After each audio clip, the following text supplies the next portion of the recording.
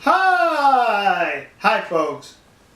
Between the nation of South Korea and Japan, there's an issue that's an irritant to both countries, and it's the comfort woman issue, where the Koreans are claiming that during and before the Second World War, the Japanese forced over 200,000 Korean women into prostitution, making them sexual slaves, calling them comfort women. And the Japanese are saying that is incorrect. These women were recruited and they volunteered to serve in these comfort woman houses for the Japanese Imperial Army. So the issue goes back and forth. Recently there's been some documentation on the internet which was reported to have been a report issued by the United States Army in 1944. The war was still going on in 1944, where the United States Army, interviewed some of these comfort women, and it was determined that these comfort women were not forced by the Japanese, but were recruited. Well, looking at the document and the different versions, one can question the legitimacy of that document. That's what I did, kids. I questioned it. So I contacted the National Archives outside of Washington, D.C. I made a telephone call. They advised me to send correspondence. I did. Well, yesterday they replied with this envelope.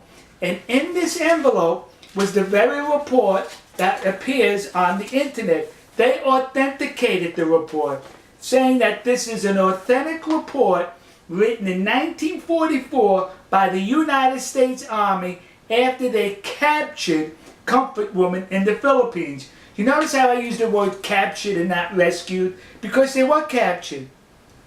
These comfort women were fleeing the advancing American military. They were fleeing with the Japanese. Right behind the Japanese soldiers were these comfort women. They got separated. And when they got separated, they got disoriented and lost, and that's when they were captured and interviewed by the United States Army. Now remember, 1944, there was a war going on, kids, and the Japanese as well as the Americans used anything to their advantage for propaganda purposes. So now the Americans captured these comfort women, these prostitutes who worked in concubines for the Japanese army, and it would have been easy for the American army to say, they were forced into prostitution. You see how nasty the Japanese are? But no, they could not say that because it would have been a lie. So the American army in this report reported the truth that these women volunteered, they were recruited, and the Japanese army did not terrorize the Korean peninsula by extracting 200,000 women at force. If there was 200,000 comfort women, they were recruited and they were well paid for their services. But what's interesting about this report is, it mentions in this report that these women were not pretty by Japanese or Caucasian standards. They weren't pretty. In other words, the United States Army is saying these women were ugly. That's it, kids. You know, next to the Yasukuni Shrine in Tokyo, there's a war museum.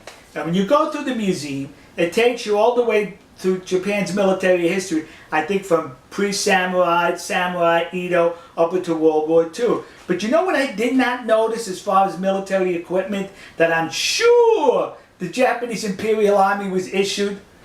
Was these. How come they didn't issue they should have issued them 2 of these. Yeah! Because I bet those women were so ugly they were 2 bags. 1 bag you put over the comfort woman, and 1 bag over the Japanese soldier. So in case the comfort woman's bag fell off, you still had your bag on your head. So am I making light of the situation? Yes. Because it's disgusting that people are exploiting the situation for their advantage. This report goes on to mention that the women enjoyed a whole lot of money to where they were able to buy clothes, cosmetics, and other stuff for themselves on their visits into town. Sexual slaves can do that? Sexual slaves make that kind of money?